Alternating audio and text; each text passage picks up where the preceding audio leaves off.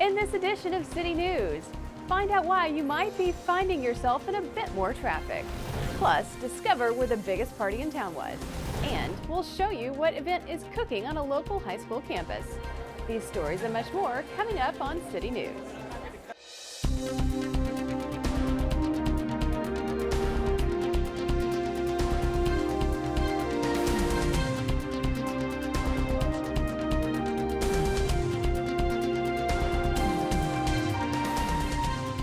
Hello and welcome to City News. I'm Abby Grimion. The city of Hawthorne celebrated their most recent project. Jennifer Murillo takes us there. Hawthorne's Public Works Department hosted a groundbreaking ceremony for the Prairie Avenue Improvement Project at the northeast corner of Prairie Avenue and El Segundo Boulevard. We're going to have some new right turn lanes that we have here. We're going to have repavement of the streets, widening of the streets. So it's going to be a benefit to the community. We really want to uplift the city's infrastructure, especially with like the city sewage and the pipelines and the widening of the intersection. And with the influx of new business coming in, there's going to be a lot more people, a lot more traffic. So controlling that traffic now and putting in new lights to make the flow a lot easier, so there's no bottlenecking, is very important. The project is expected to cost $6.2 million and will be funded through MTA South Bay Measure R and several other grants. I think the results will be well worth it because the streets will be more beautiful and they will be ADA compliant, and the residents are going to love the streets, and also it's going to bring in more commerce, which the residents will also love because it will bring in more revenue for the city. Interim City Manager Arnie Shadbeer also gave an update on the El Segundo Improvement Project. Shadbeer discussed some of the work that has been completed, such as intersection widening on Crenshaw Boulevard, new right turn lanes, and sidewalk improvements. We're growing with our needs and the different commerce that's flowing through, so we want to make sure that we're on top of things so that people can commute and transport things safely. It's important to show the community that Hawthorne is working hard to assure that our sidewalks, our streets, and those in like are going to last us for years to come. The El Segundo Improvement Project is expected to be completed by December 2018 and the Prairie Avenue improvements by summer 2019. For HCTV, I'm Jennifer Murillo. For more information on road and sidewalk improvement projects currently underway in the city of Hawthorne, you can go to www.cityofhawthorne.org/current-projects. If you've ever wondered how prepared you would be in a life-threatening situation occurred, not only for yourself but for others as well, local citizens got a track towards being prepared. Tony Long Jr. shows us. The Community Emergency Response Team, or CERT, held one of their annual trainings along with the Los Angeles County Fire Department at the Hawthorne Memorial Center. CERT is a 21-hour program. It's FEMA. It's a FEMA course that is actually nationwide. We talk about everything from fire suppression, emergency medical training, light search and rescue, disaster psychology. We talk about a little bit of everything to help people get prepared for disasters whenever that big one happens. The trainees got a chance to showcase what they've learned, which translated to their skills in the mock disaster exercise. They actually get to put out a live fire, and then we have them practice bandaging, and behind me we have a cribbing exercise where they practice rescuing somebody who's been trapped under something, and that is the basic CERT program training. City Emergency Preparedness Coordinator Neil Gaffney got a chance to see another point of view during the situation as a disaster victim in their exercise. As a victim, what I was able to see is how much hectic the operation is when you're the first responder and how much the people have to do to kind of triage, determine who needs immediate help, the constant activity that might be occurring if it's an earthquake. Volunteer trainee Sophie Renier provided the main idea from one interest, prompting her enthusiasm to take the training. Honestly, I'm a fan of disaster movies, and everywhere I look, I'm like, oh, crap, I'm at a stoplight that is right underneath an overpass, and I'm thinking, oh, well, that, what would happen, and would I be able to react? So I thought this would be a good class for me to take. Renier, along with 17 other participants that took the training and are now certified by CERT. For HCTV, this is Tony Long Jr.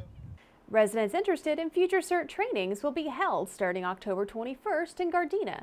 For more information on the classes and to sign up, go to www.fire.lacounty.gov/CERT. The Hawthorne Police Department held a life-saving training at 360 South Bay. Jennifer Murillo has more. With the recent increase of active shootings, the Hawthorne Police Department took initiative to help prepare their residents. The Run, Hide, Fight program was a 3-hour training with hands-on experience. It's a program that we put together which is teaching the community how to deal with an active shooter situation, as well as how to deal with the aftermath of it, meaning the medical stuff that's involved. The most important thing is to stop the bleed. It's important to have because it sort of plants the seeds should, an event like this develop for you to be able to know what to do and protect yourself better. The main goal of the program is to get residents to plan ahead so they don't freeze up in moments of chaos. Just having some idea about what a plan would be, the things that I hadn't thought about this, particularly like running first and as far as possible was not something I thought about, and being prepared about where exits were and that kind of things. Don't just hide under the desks, but try to lock the door, and if necessary, be prepared to fight with anything you might have on hand, scissors or whatever the case may be. Sergeant Christopher Wiley also stressed the importance of knowing life-saving skills, such as CPR and how to stop bleeding, because it could be a long time before help arrives. I'm going to get nice and tight till the bleeding stops. Then I'm going to lock the windlass and the locking mechanism, which is that triangle there. Then I'll reassess, make sure I have no bleeding, and then we'll get out of here and get to medical treatment. The resources of your local law enforcement is going to be taxed, and they're not going to be able to get to you. So an individual is going to have to be able to survive on their own for probably at least 10 minutes before you're going to have law enforcement there. Sergeant Wiley says many of these are some really basic skills that can actually save your life. For HCTV, I'm Jennifer Murillo. For more information on the Hawthorne Police Department, visit their website at www.hawthornepolice.com. Coming up next on City News, find out what these area kids can't get enough of. And we'll show you what has parents gathering at an elementary school while class is in session. There's more news ahead. We'll be right back. Welcome back.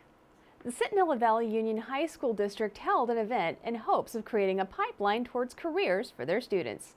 Tony Long Jr. has the story. The aroma of fresh food travels through the cafeteria of Blondale High School as local business representatives arrive for a networking opportunity with the high school career academies at the Community Partner Breakfast. We are just very, very excited about inviting our community partners and hopefully future partners to come out, have a good breakfast, and learn about what's going on in our schools. The more businesses to the event, the more the young people are going to be able to get opportunities to work when they're out of high school or even during high school. And the businesses are also learning about the individual small school academies that are available in this district. We also want to make it a win-win with our business partners, and what we found is that they also are able to benefit from the skills that our students have been able to learn. Networking was not the only thing the ceremony provided.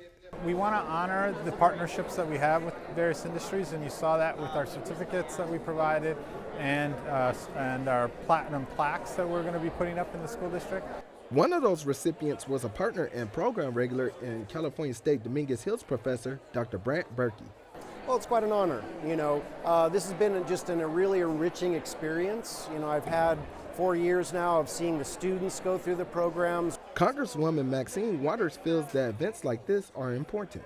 People who can learn how to partner with each other so that they can, be about job training, job development, education, and it all comes together right here.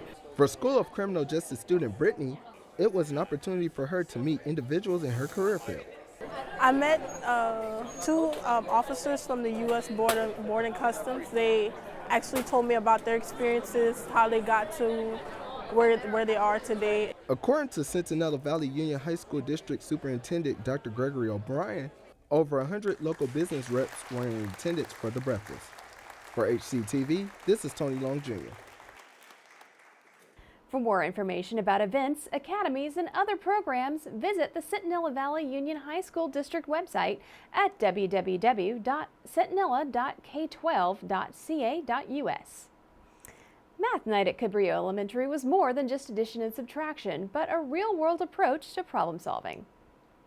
The material is the same, but the method has changed with the hopes of taking the sting out of a subject that many dislike.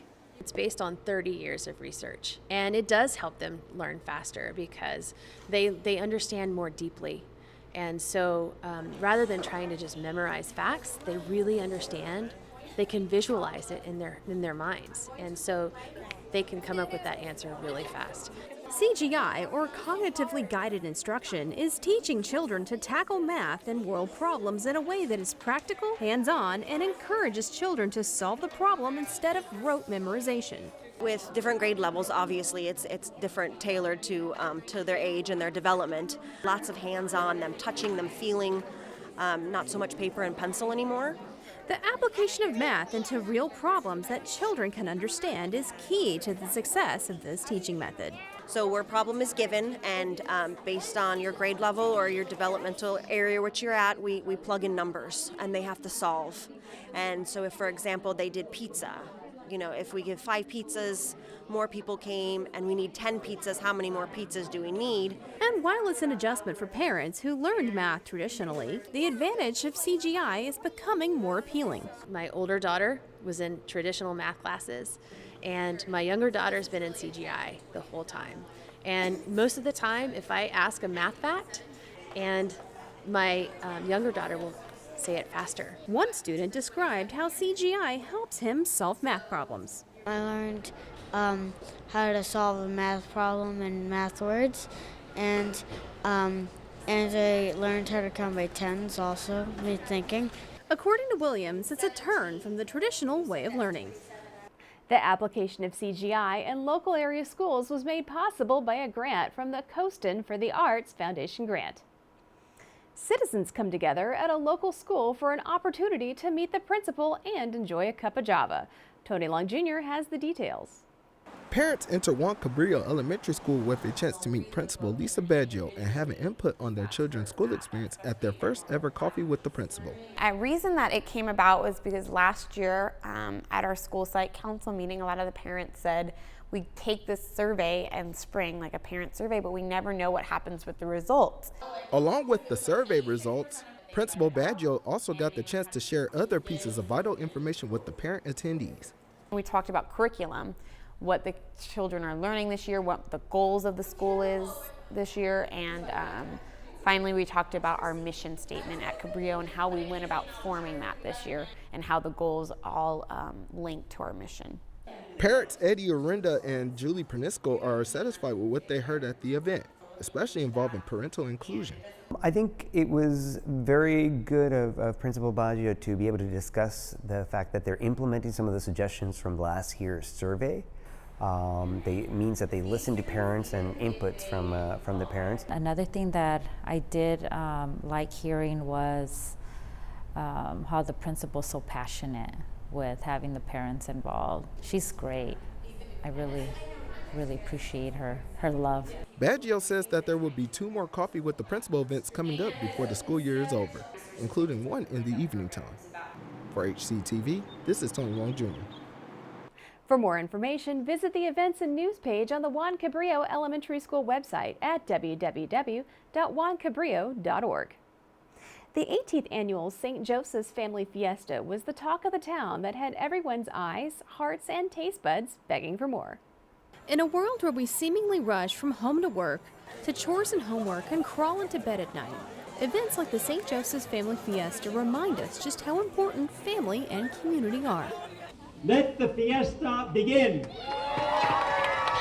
Events like these are important for the city of Hawthorne because it brings the community together. It's activities where families can come to meet their neighbors. But we forget that we have a good group of neighbors that we can get to know and enjoy. So this is one of those opportunities to really put into exercise the concept of City of Good Neighbors, which we are.